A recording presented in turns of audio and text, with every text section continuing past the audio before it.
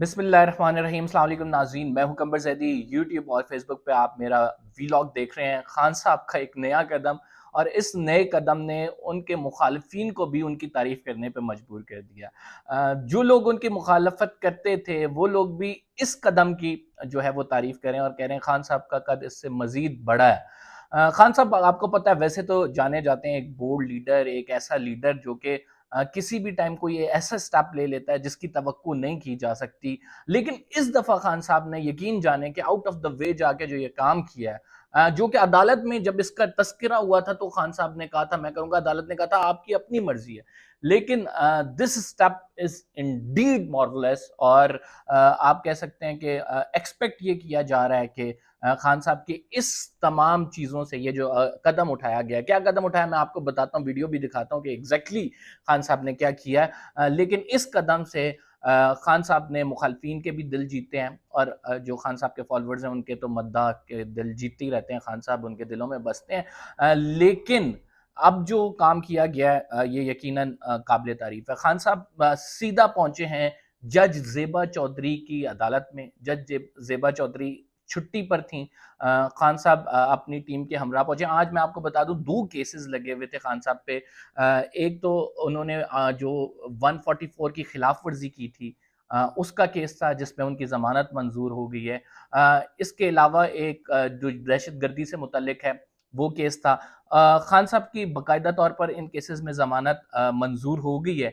लेकिन यहाँ पे ये बताना आपको बहुत ज़रूरी है कि इस ज़मानत के फौरी बाद खान साहब ने जो कदम उठाया और सीधा जज ज़ेबा चौधरी, जो वो ये वही जज हैं जिनको खान साहब की जानिब से कहा गया था कि लीगल एक्शन लिया जाएगा, जिसके बाद कॉन्टेम्प्ट प्रोसीडिंग भी आई, फिर दहशतगर्दी का केस भी आया, फिर कॉन्टेम्प्ट प्रोसीडिंग में जो लास्ट टाइम हुई है जस्टिस अतहर मिनल्ला की, उसमें खान साहब ने बाकायदा कहा था कि मैं जज ज़ेबा चौधरी से जाके माफ़ी मांगूंगा। अगर आप कहते हैं, उन्होंने कहा कि ये आपका पर्सनल एक्ट है, अगर आप जाना चाहते हैं मोर देन वेलकम, लेकिन हम आपको इस पर फोर्स नहीं करेंगे।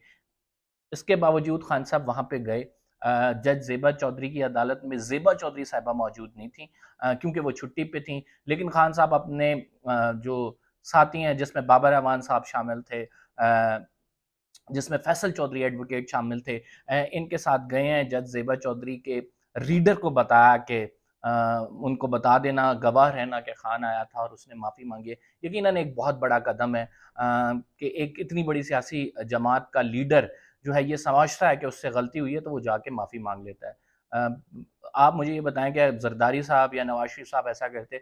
आई डोंट थिंक सो कि उनको ऐसा करते, या फिर उनमें ऐसे गट्स हैं कि वो इस तरह के बोल्ड स्टेप उठाएं। फवाद चौधरी ने इस मामले पर ट्वीट किया, और फवाद चौधरी ने इस मामले पर ट्वीट कर कर ये बताया है कि देखें, अगर हमने भी अपनी मर्जी के जज लगाए होते तो हमें आज अदालतों में जाके इस तरह माफिया नहीं मांगनी पड़ती।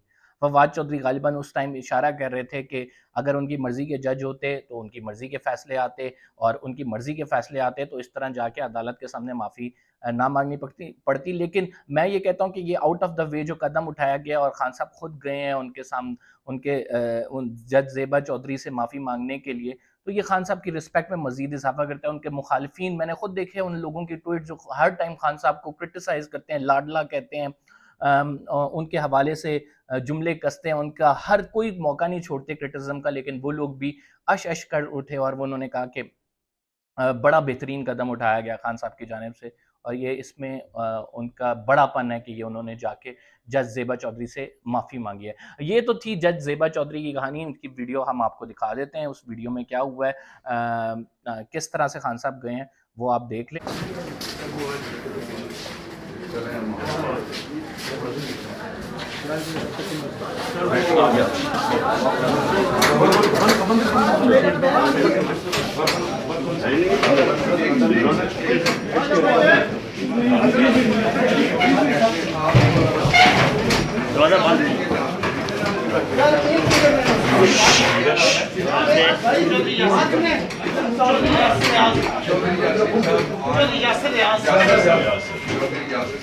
आपने बताना है कि इमरान खान साहब मैडम ज़ेबा को बताना है कि इमरान खान आया था और माजरत करना चाहता था जो उनकी कोई अल्फाज से कोई दरअजारी हो।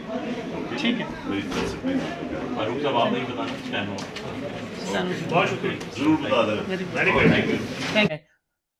दूसरी खबर पे बात करेंगे नाज़रीन, पेट्रोलियम मसनूआत की कीमतों में क्या इजाफा होने जा रहा है या कमी होने जा रही है। ये एक बहुत बड़ा मामला है। इस टाइम जो हमारे वज़ीर ख़जाना इसहाक़ डार साहब, उन्होंने IMF से एक राब्ता किया और IMF से फर्स्ट फॉर्मल मीटिंग उनकी हुई है।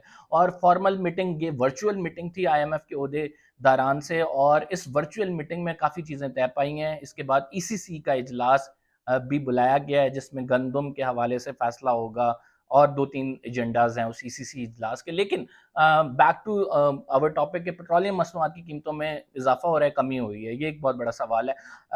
पेट्रोलियम मसनूआत की कीमतों में हुकूमत ये चाहती है कि कमी करे, लेकिन आपको पता है कि IMF की शराइत के तहत हम लोग बाउंड हैं कि हम लोग कमी तब तक नहीं कर सकते जब तक हमें जो है IMF की तरफ से इसका कहा नहीं जाता। मैं आपको लेवी बता देता हूँ। लेवी वो टैक्स होता है जो हुकूमत की जानिब से पेट्रोल पे आयद किया जाता है। इस टाइम 38 रुपए लेवी है। लेकिन हमने वादा किया हुआ है IMF से कि हम जनवरी तक इस 38 रुपए को बढ़ा के 50 रुपए कर देंगे।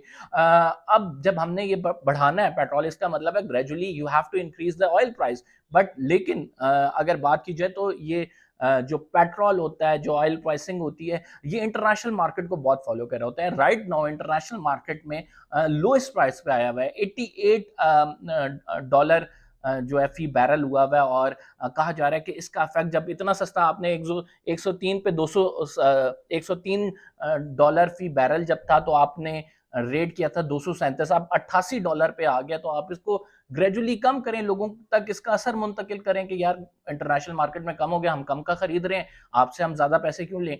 तो इसलिए इसहाक डार साहब ने ये मीटिंग की, और इस मीटिंग में IMF से मशरूत कर दिया, जैसे कि IMF अगर कहती है तो हम पेट्रोली मसनूआत की कीमतों में कमी कर देते हैं। और इस कमी का कितना रुझान है, तकरीबन 10 से 15 रुपए एक्सपेक्ट किया जा रहा है। लेकिन ये हुकूमत के अल्टीमेटली प्रोग्रेटिव होता है वजीर आजम का, और वो भी अब चूंकि IMF का हमने प्रोग्राम लिया हुआ है, उसमें गए हुए हैं, तो IMF जितने हमें रिकमेंड करेगा हम उतने ही कर सकेंगे। हाँ, अलबत्ता जो IMF से हमने वादा किया हुआ है कि हम पेट्रोल लेवी, जो हुकूमती टैक्स होता है, वो जरूर बढ़ाएंगे, और वो बढ़ा के हम तकरीबन ले जाएंगे जनवरी तक 50 रुपीज़, जो कि अभी 37 रुपीज़ है। तो आप ये देख सकते हैं कि आइंदा आने वाले दिनों में, मतलब अभी 2-4 रोज में, अगर IMF से वो चीज़ क्लियर हो जाती है, IMF उसकी इजाज़त दे देता है, तो हम देखेंगे पेट्रोलियम मसनूआत की कीमतों में कमी हो जाएगी।